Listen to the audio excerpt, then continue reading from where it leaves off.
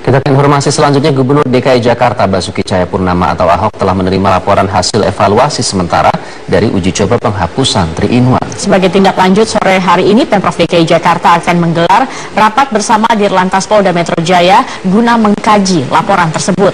Saat ditemui di Balai Kota pada Rabu pagi, Ahok menyatakan pihaknya telah menerima laporan evaluasi uji coba penghapusan 3-in-1 yang dilakukan selama 1 bulan terakhir. Berdasarkan laporan tersebut, Ahok menjelaskan Pemprov DKI saat ini tengah menimbang untuk menghapus 3-in-1 tidak hanya pada pagi hari, tetapi juga sore hari. Menurut Ahok, ada tidaknya 3-in-1 tidak berpengaruh besar dalam mengurangi kemacetan di jalan protokol Jakarta pada saat jam-jam sibuk. Namun Ahok mengaku juga menunggu pertimbangan dari Polda Metro Jaya sebelum mengambil keputusan tersebut. Untuk itu, Pemprov DKI Jakarta serta Dirlantas Polda Metro Jaya akan duduk bersama membahas rencana penghapusan tersebut dalam rapat yang digelar sore hari ini. 3-in-1 kemarin laporan, nanti sore saya mau rapat dengan Dirlantas. Setelah coba hampir sebulan ini mulai kelihatan nih, kayaknya orang Jakarta bisa-bisa aja tuh cari jalan. Sekarang tanpa 3-in-1 juga mirip-mirip, ada 3-in-1 juga mirip. Nah, saya nggak tahu, kemungkinan laporannya itu bisa jadi nggak ada lagi 3-in-1. Jadi nggak ada lagi, sama sekali nggak ada efek juga. Nggak ada efek. Saya nggak tahu, saya mesti tunggu laporan teknisnya. Nanti sore rapat. Wakil Gubernur DKI Jakarta Jarod Saiful Hidayat meninjau langsung hari kedua pelaksanaan ujian nasional 2 sekolah di Jakarta Timur pada Selasa pagi. Ya, Jarod menargetkan 50% sekolah di Jakarta sudah melaksanakan ujian nasional berbasis komputer.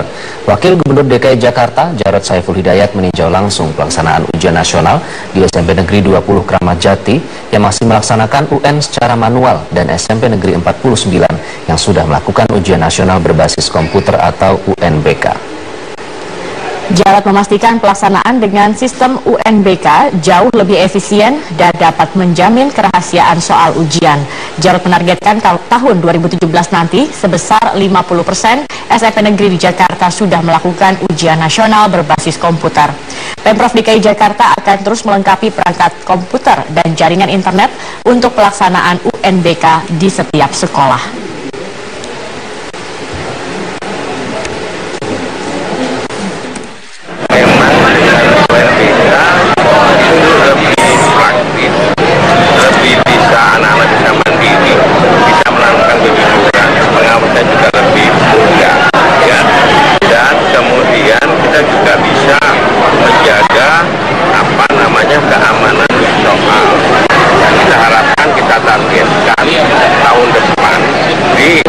Negeri itu minimal 50% sudah UNBK, ya, 50% minimal seluruhnya, ya.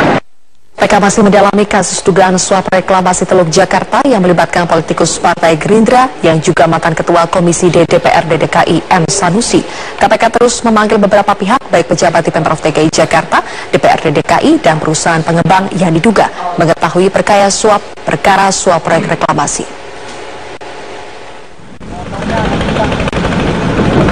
Penanganan skandal suap reklamasi Teluk Jakarta hingga kini masih terus bergulir di Lembaga Anti Rasuah Komisi Pemberantasan Korupsi. KPK telah memeriksa sejumlah pejabat di lingkungan Pemprov DKI Jakarta guna mendalami dugaan keterlibatan eksekutif dalam skandal suap reklamasi. Dugaan suap terkait pembahasan Raperda Zonasi Wilayah Pesisir, Pulau-Pulau Kecil Provinsi DKI Jakarta, dan Raperda Tata Ruang Kawasan Strategis Pantai Utara Jakarta juga membuat citra lembaga Dewan DKI semakin terpuruk. Berkali-kali, sejumlah pimpinan DPRD DKI Jakarta yang juga pimpinan Badan Legislasi diperiksa KPK. Mulai dari M. Taufik, Mary Hotma, Fedal Sofian, bahkan Ketua DPRD DKI Jakarta, Prasetyo Edi Marsudi. Selain itu, KPK juga beberapa kali memeriksa staf khusus Ahok, Suni Tanuwijaya. Suni mengaku ia merupakan penghubung Ahok dan sejumlah pengusaha yang terlibat dalam proses reklamasi. Sementara dari pihak pengusaha pengembang, KPK telah lebih dari 2 kali memeriksa pemilik PT ASG Sugianto Kusuma alias Aguan, serta anaknya Presdir PT ASG Richard Halim. Namun hingga 2 bulan kasus ini bergulir, belum ada satupun dari berbagai pihak yang telah diperiksa tersebut ditetapkan sebagai tersangka baru oleh KPK. KPK baru menetapkan 3 orang tersangka dalam kasus suap ini, yakni mantan Ketua Komisi D DPRD DKI Jakarta M. Sanusi, Presdir PT APL Ariman Wijaya, dan asisten pribadi PT APL Trinanda Prihantoro. Akankah pemeriksaan Ahok yang pertama kalinya oleh KPK ini berpengaruh pada penetapan tersangka baru dalam skandal suap reklamasi Teluk Jakarta? Kita tunggu saja langkah konkret dari KPK. Tim Liputan Metro TV. Gubernur DKI Jakarta Basuki Cahayapurnama terkait kasus dugaan suap pembahasan raperda reklamasi Teluk Jakarta. Hingga sore ini Ahok masih menjalani pemeriksaan sebagai saksi untuk Muhammad Sanusi dan Dirut PT APL Arisman Wijaya. Masih belum jelas apa saja pertanyaan yang diajukan tim penyidik kepada Ahok.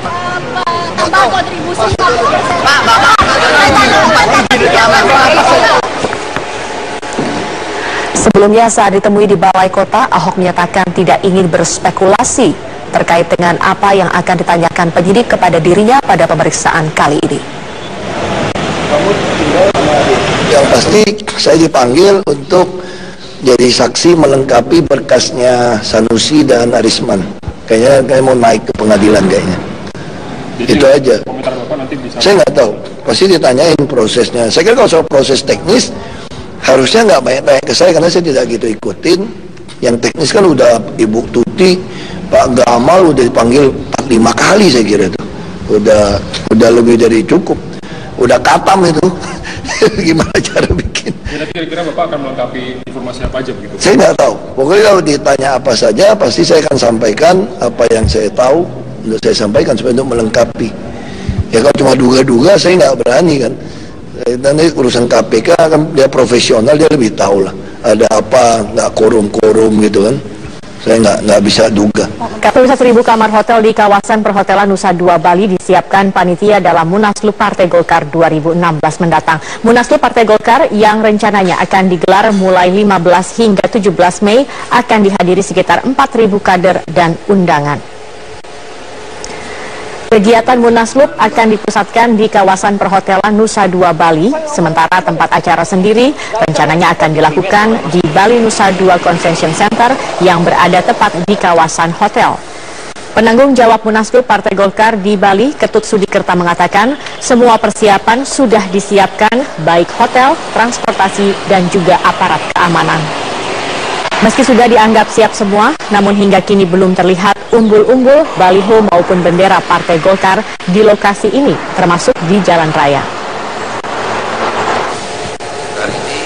Yaitu dipakai hall 1. Kemudian ditinjau dari sisi fasilitas pendukungnya, hotel-hotel juga sudah siap semua. Ya, hotel ada 1.000 kamar yang sudah kita prepare, dan sudah kita book. Peserta yang akan hadir 4.000. Terdiri dari 2.000 pendukung dari Bali, 2.000 dari seluruh Indonesia yang akan hadir di dalam Munas ini, yang akan dibuka oleh Presiden Republik Indonesia Bapak Insinyur Haji Joko Widodo. PDI Perjuangan ternyata belum memutuskan untuk berkoalisi dengan partai politik lain untuk memperebutkan kursi DKI 1 dari tangan incumbent Basuki Cahayapurnama. Dan hingga saat ini PDI Perjuangan masih fokus untuk menjaring calon kandidat penantang Basuki Cahayapurnama.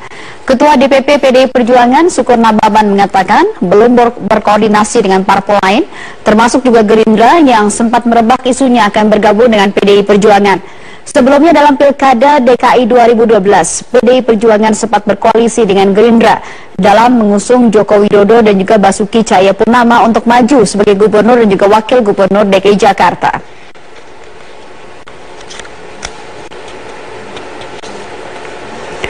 Sementara Sandiaga Salahuddin Uno, salah satu bakal calon gubernur DKI Jakarta, menyambangi kantor sekretariat RW 11 Penjagalan Penjaringan Jakarta Utara. Kedatangan Sandiaga ke wilayah Penjaringan untuk berdialog dengan warga. Dalam dialog ini, warga RW 11 Penjagalan Penjaringan Jakarta Utara mengeluhkan kurangnya lapangan pekerjaan dan juga banyaknya penggusuran warga yang menempati lahan pemerintah. Bacagub DKI Sandiaga Uno mengatakan dirinya lebih memilih langkah persuasif dan juga pendekatan emosional dengan menggelar dialogis terhadap warga. Sandiaga juga mengatakan jika dirinya terpilih menjadi gubernur DKI, ia akan mengutamakan dialog dalam merelokasi warga agar mata pencarian warga tidak terganggu. Menurutnya, jika kedua belah pihak bisa melakukan dialogis komunikasi yang baik, maka kebijakan pemerintah akan berjalan dengan lancar. Nggak mau pada terminologi penertiban, tapi saya ingin ada sebuah rencana besar yang disetujui oleh warga untuk penataan, di mana aspirasi warga juga tertampung. Itu yang saya inginkan ke depan. Saya mau kedepankan dialog sehingga tercapai suatu win-win solution, ya, di mana 30% yang dituju itu tercapai, tapi masyarakat tidak terzolimi. Kita beralih ke informasi lain, pemirsa, harga sembako mengalami kenaikan di sejumlah daerah.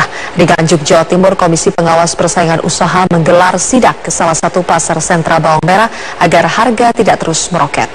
Sebagian besar petani dan pengusaha penggilingan di Kabupaten Bantul, Daerah Istimewa Yogyakarta, merasakan dampak cuaca ekstrim. Akibatnya hasil panen padi rusak. Bulir beras yang dihasilkan patah dan tidak lagi utuh. Pengusaha penggilingan pun terpaksa mengoplos beras lokal dengan beras luar daerah yang didatangkan dari wilayah Jawa Tengah seperti Sragen dan Pati. Beras oplosan ini dijual ke konsumen dengan kualitas bervariasi dan harga yang beragam. Sementara itu, terkait harga bawang merah di Kabupaten Nganjuk, Jawa Timur yang meroket, Komisi Pengawas Persaingan Usaha melakukan sidak di pasar sentra bawang merah di Kecamatan Sukomoro untuk menstabilkan harga. Ketua KPPU Pusat, Syarkawi Rauf, mendesak pemerintah melalui Bulog untuk menyerap hasil panen bawang merah dari petani.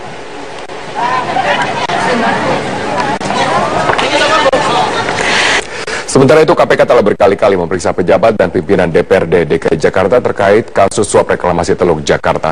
Namun hingga kini belum ada tersangka baru yang ditetapkan oleh KPK. Lalu apa yang menjadi kendala KPK dalam menetapkan tersangka lainnya dalam kasus ini? Berikut informasinya untuk Anda. Ketua Badan Legislasi Daerah DPRD DKI Muhammad Taufik, yang juga kakak kandung tersangka dari kasus suap Ketua Komisi DPRD DKI Jakarta Muhammad Sanusi, sudah 6 kali diperiksa KPK. Baru kali inilah bagi KPK telah memeriksa seseorang saksi sebanyak 6 kali tanpa disertai adanya tersangka baru dalam kasus yang sama. Menurut Pelaksana Harian Kabiro Humas KPK Yuyu Adriati, seringnya Muhammad Taufik dipanggil untuk dimintai keterangan dalam kasus suap raperda reklamasi ini dikarenakan Taufik dianggap orang yang banyak mengetahui soal tersangka M. Sanusi yang tidak lain adalah adik kandungnya sendiri. Taufik udah sering karena dia memang banyak tahu tentang si MSN itu dan juga pembahasan raperda itu, makanya memang banyak fakta-fakta yang memang harus dikonfirmasi ke dia. Selain M. Taufik, penyidik KPK juga telah meminta keterangan dari anggota DPRD lainnya, termasuk Ketua DPRD DKI Jakarta Prasetyo Edy dan Gubernur DKI Jakarta Basuki Cahayapurnama. Tidak hanya dari kalangan dewan, KPK juga meminta keterangan dari pihak-pihak pengembang yang terkait dengan reklamasi Pantai Utara Jakarta. Akankah ada yang menjadi tersangka baru dalam suap raperda reklamasi menyusul M. Sanusi? Dari Jakarta, Tim Liputan Metro TV. Kita balik ke informasi menjelang Munaslup Partai Golkar yang akan digelar di Bali pada tanggal 15 Mei mendatang. Berbagai persiapan terus dilakukan panitia lokal Bali. Seluruh hotel di kawasan Nusa Dua dan sekitarnya telah dipesan panitia untuk 1.700 peserta dari DPD seluruh Indonesia. Panitia memeriksa progres persiapan mulai dari koordinasi pengamanan, persiapan lokasi hingga penginapan para pengurus DPD. Untuk pengamanan Munaslup, Kepolisian Daerah Bali akan mengalokasikan 300 personel dibantu dengan Angkatan Muda Partai Golkar sebanyak 500 orang dan pecalang sebanyak 150 orang. Lebih dari 4.000 peserta dipastikan akan menghadiri Munaslup yang rencananya akan dibuka oleh Presiden Joko Widodo.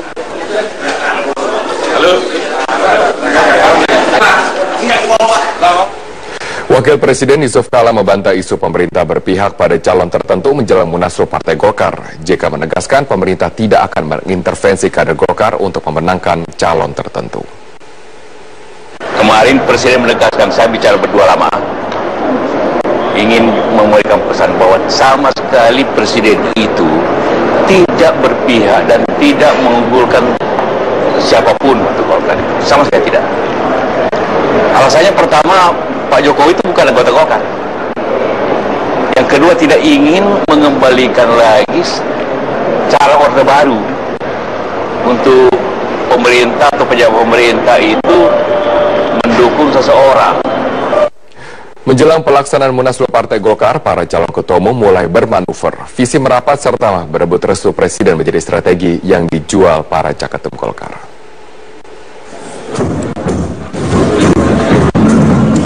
Bermanuver, itulah yang tengah dilakukan para calon ketua umum Partai Golkar yang akan bertarung pada Munaslup tanggal 15 Mei mendatang. Menyatakan akan merapat dan mendukung pemerintah Jokowi JK menjadi salah satu visi yang disampaikan para caketum. Namun beredar kabar hanya satu calon ketua umum, yakni Setia Novanto lah yang mendapat restu dari Presiden Joko Widodo. Restu tersebut disampaikan melalui Menteri Koordinator Politik Hukum dan HAM Luhut Binsar Panjaitan. Menanggapi kabar yang beredar, Menko Polhukam Luhut Binsar Panjaitan pun meradang. Ia menegaskan tidak ada intervensi presiden melalui dirinya. Pemerintah nggak ada dukung-mendukung. Katanya gerakan kodim-kodim, Pak. Mengatasnamakan presiden. Nggak pernah ngapain saya atas nama presiden. Menurut pengamat politik Hanta Yuda, budaya Partai Beringin yang selalu dekat dan berada di balik pemerintah penguasa selama ini tidak dapat dilakukan oleh para caketum. Kondisi partai yang telah terkoyak-koyak membuat keputusan ada di tangan pemilik suara di arena Munaslup mendatang. Itu bagian dari strategi kandidat-kandidat, strategi dari caketum. Jadi seolah dia mengklaim si A bilang, jadi pintar-pintar belum tentu juga dia dapat dukungan kan. Jadi ada dua faktor ini yang mau kita, caketum dan pemilik suara. Caketumnya saya kok yang didukung pemerintah, saya yang dukung pemerintah, saya yang didukung oleh presiden, saya dukung wapres. Potong di situ. Penentunya ada di pemilik suara.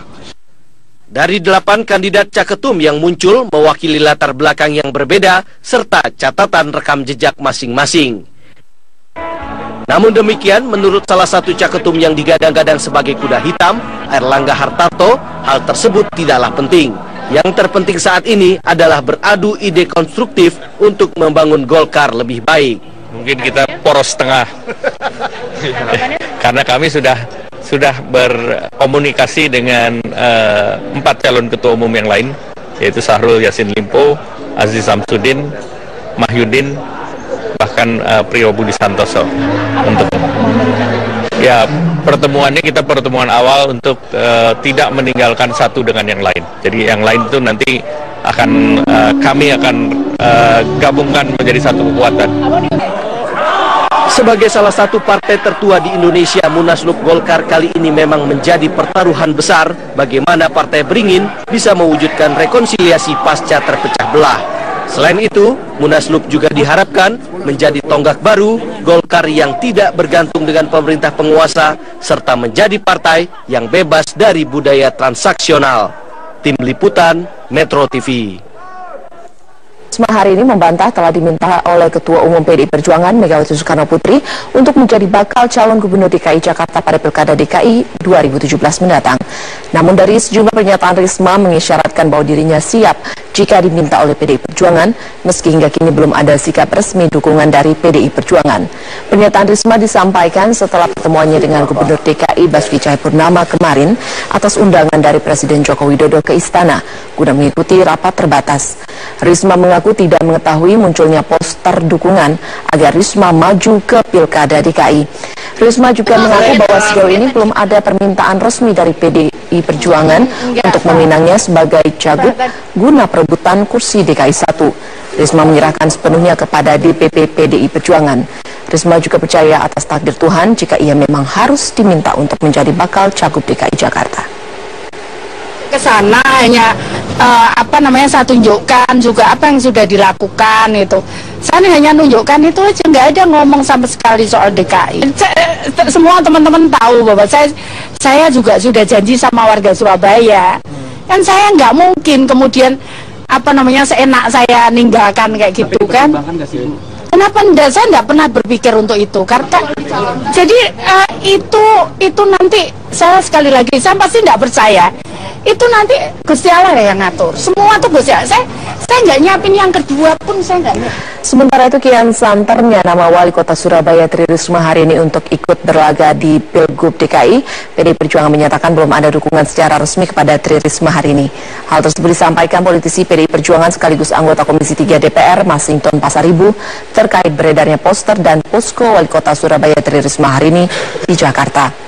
Hal tersebut menimbulkan tanda tanya apakah PDI Perjuangan telah mengusung kadernya Risma untuk bersaing dengan Ahok 2017 mendatang. Namun rumor tersebut dibantah PDI Perjuangan. Menurut Masinton, dukungan terhadap Risma di DKI adalah dari swadaya masyarakat. Masinton menambahkan PDI Perjuangan sejauh ini belum menetapkan calon gubernur DKI Jakarta. Sejak dibukanya pendaftaran bakal calon gubernur oleh DPD PDI Perjuangan DKI, sudah ada 40 bakal calon gubernur dari eksternal partai yang mendaftar dan kini tengah memasuki proses verifikasi. Nah, terus saya tunjukkan kami juga kaget antusiasme publik memunculkan nama Risma ya Bu Risma sebagai bakal calon gubernur DKI Jakarta, dan yang kami tahu itu muncul dari inisiatif masyarakat ya. Jadi itu bukan diinisiasi oleh partai, tapi masyarakat yang menginginkan Bu Risma sebagai calon gubernur untuk DKI Jakarta. Ya, sebuah diskusi menjelang Munaslup Partai Golkar sore ini tengah digelar di kawasan Senayan, Jakarta. Tokoh muda Golkar bersama tokoh senior Golkar Akbar Tanjung diagendakan hadir dalam diskusi ini. Kami akan langsung menanyakan kepada rekan kami Gadis Bianca yang saat ini mengikuti acara diskusi tersebut. Gadis, apa garis besar yang dibahas dalam diskusi sore hari ini? Ya, Zakia, ini diskusi adalah peluncuran buku dari Ketua DPP Partai Golkar yang juga sekaligus tokoh muda Partai Golkar Ahmad Doli Kurnia. Dalam peluncuran buku tadi ia menyampaikan bahwa ini adalah bentuk dari semangat untuk mengembalikan Partai Golkar ini kepada hati nurani rakyat, karena judul buku ini adalah mengembalikan Golkar ke hati rakyat. Ada beberapa poin yang tadi disampaikan oleh Doli bahwa ia ingin menyampaikan kepada seluruh kader Golkar sebelum Munaslup berlangsung bahwa Golkar ini harus kembali untuk menyuarakan hati rakyat, di mana sudah tidak perlu lagi ada kalangan-kalangan elit yang ini jauh dari suara-suara rakyat. Dan kita tahu, Zakia, bahwa Doli ini merupakan salah satu tokoh muda yang cukup keras menolak adanya iuran wajib 1 miliar dalam putaran pemilihan ketua umum partai pada Munaslup 15 Mei mendatang. Memang dijadwalkan selain dari tokoh-tokoh muda Partai Golkar, hadir pula tokoh politisi senior Golkar Akbar Tanjung, namun ia berhalangan hadir, dan turut pula hadir dalam peluncuran buku ini adalah peneliti LIPI Siti Zuhro. Dan tadi peneliti Siti Zuhro juga menyampaikan pandangannya bahwa ini semangat ini bagus untuk perubahan partai, karena ini adalah perbaikan, diharapkan adanya perbaikan internal, menguatkan konsolidasi dan melakukan rekrutmen konstelasi yang transparan. Selain itu juga tadi Doli menyampaikan bahwa diharapkan Munaslup nanti ini benar-benar mewujudkan rekonsiliasi yang utuh begitu, dan mewakili dari semua kalangan kader. Dan berikut keterangan wawancara kami dengan Siti Zuhro. Dan mungkin ujungnya adalah termasuk Munaslup ini. Dan dengan Munaslup itu pun mereka juga memikirkan untuk menuliskan gitu ya, buku tentang hal-hal yang memang diperlukan oleh Golkar, termasuk bagaimana semangat memperbaiki kualitas Golkar di internalnya, melakukan konsolidasi, melakukan rekrutmen, melakukan kontestasi yang transparan, yang memberikan peluang kepada sesama kader dan sebagainya. Dan ada banyak review ya terhadap perjalanan internal Golkar yang tadi dikatakan juga itu 10 tahun terakhir ini memang terasakan gitu ya, kaderisasi itu tidak maksimal. Zakia. Iya, baik, terima kasih Gadis Bianca atas informasinya.